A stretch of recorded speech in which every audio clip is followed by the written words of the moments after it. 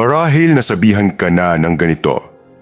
Kapag hindi siya interesado, tigilan mo na. O kaya naman, galingan mo pa. Patunayan mo ang sarili mo. Pero eto ang hindi ikomportable na katotohanan. Hindi namimiss ng babae ang lalaking laging nandyan. Hindi rin niya namimiss ang lalaking pilit nagpapatunay. Ang namimiss niya, yung lalaking may presensya.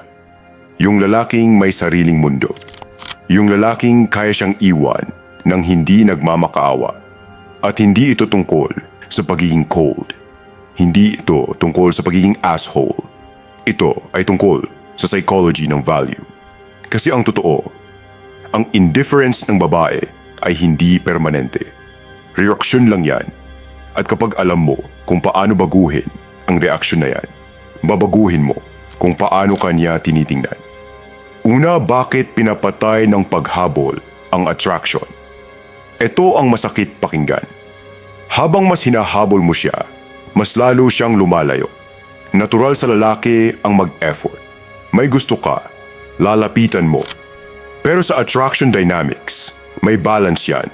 Kapag ikaw ang laging unang nagte-text, unang nagyayaya, laging available, laging nagsusorry.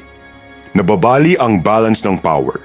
Hindi ka na exciting, hindi ka na rare. Nagiging predictable ka.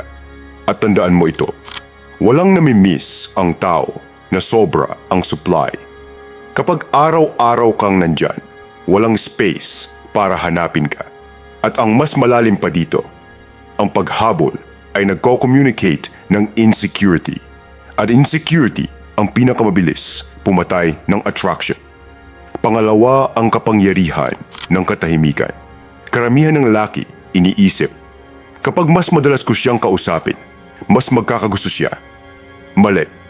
Ang constant communication ay comfort. Ang comfort ay hindi palaging attraction. Ang silence, may weight yan. Kapag tumahimik ka, magtataka siya, mapapaisip siya, hahanapin niya ang pattern mo.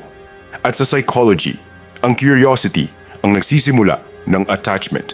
Hindi ito childish na pag-i-ignore. Ito ay emotional discipline. Ibig sabihin, hindi umiikot ang mundo mo sa reply niya.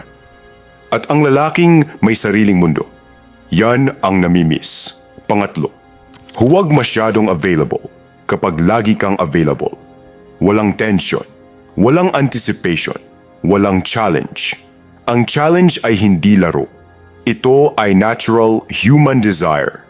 Isipin mo, mas pinapahalagahan mo ba ang bagay na pinaghirapan mo? O yung basta ibinigay lang? Ganun din sa attraction. Kapag alam niyang anytime pwede ka, wala siyang urgency. Pero kapag may mga pagkakataon na, busy ako ngayon, may lakad ako, next week na lang, doon nagsisimula ang respect. Pangapat, ang misteryo ay mas malakas kaysa sobrang pagiging open. Honesty is important. Pero sa early stages ng attraction, mystery ang nagkikreate ng excitement.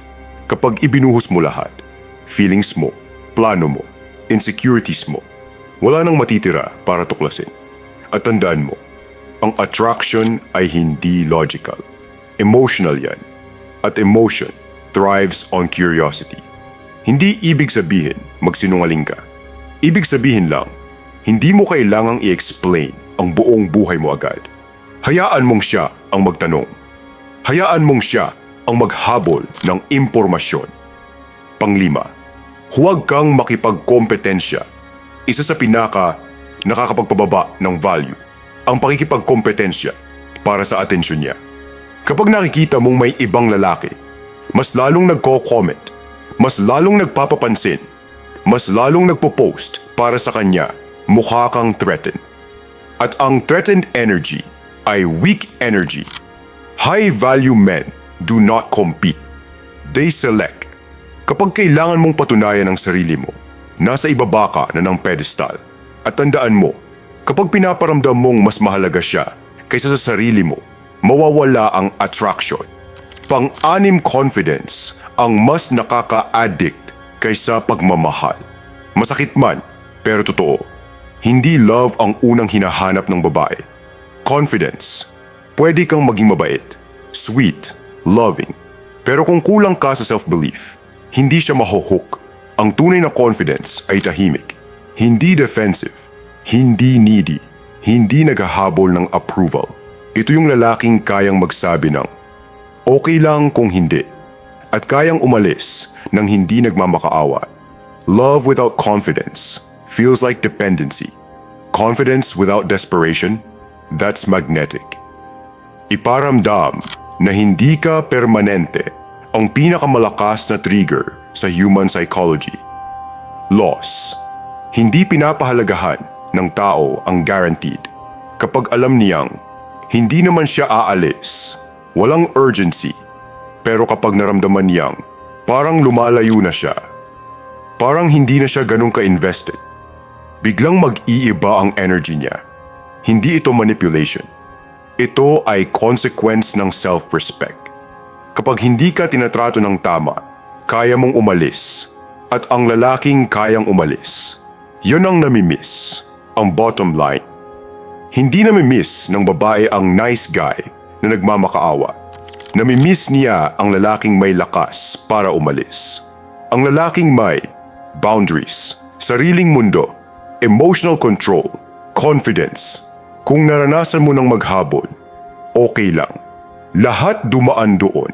Ang mahalaga na ngayon, you level up. Hindi para manipulahin ang babae, kundi para maging lalaking hindi kailangang maghabol.